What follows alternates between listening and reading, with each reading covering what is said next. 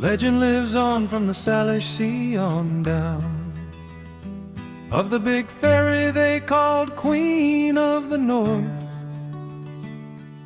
The coast, it is said, never gives up her dead, when the crew of the North didn't turn with shore looming.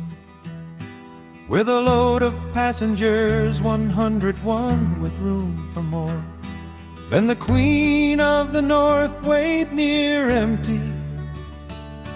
That good ship and crew was a bone to be chewed, when the rocks of Gill Island came in early.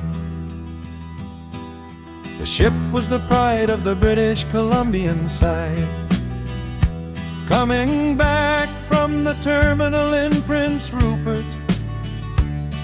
As the big ferries go, it was bigger than most, with a crew and good captain well seasoned, concluding some terms with a couple of coastal firms, when they left lightly loaded for Port Hardy. And later that night, when the ship's bell rang, could it be the North Coast they'd been feeling? The rain in the windows made a tattletale sound, and the tree broke over the railings, and every man knew, as the captain did too, 'twas the rocks of Gill Island come stealing. The dusk came late, and the passengers had to wait, when the rocks of Gill Island came slashing. When night time came, it was freezing rain, in the face of a North Coast west wind. When 11 p.m. came, the old cook came on deck, saying, "Folks, it's too late to feed you."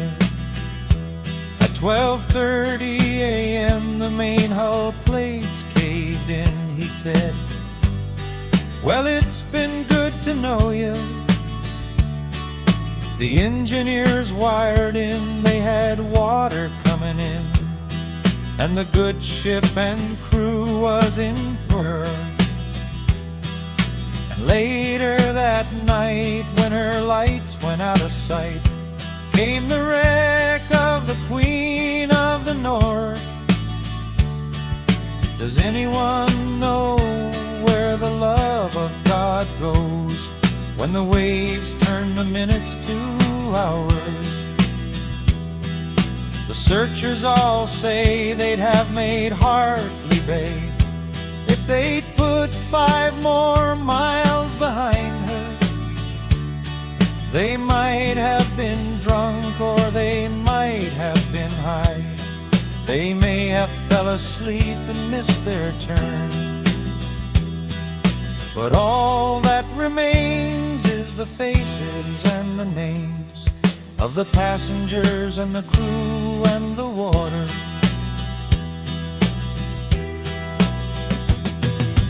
Route 1 rolls, 17 sings in the rooms of her deep water mansion.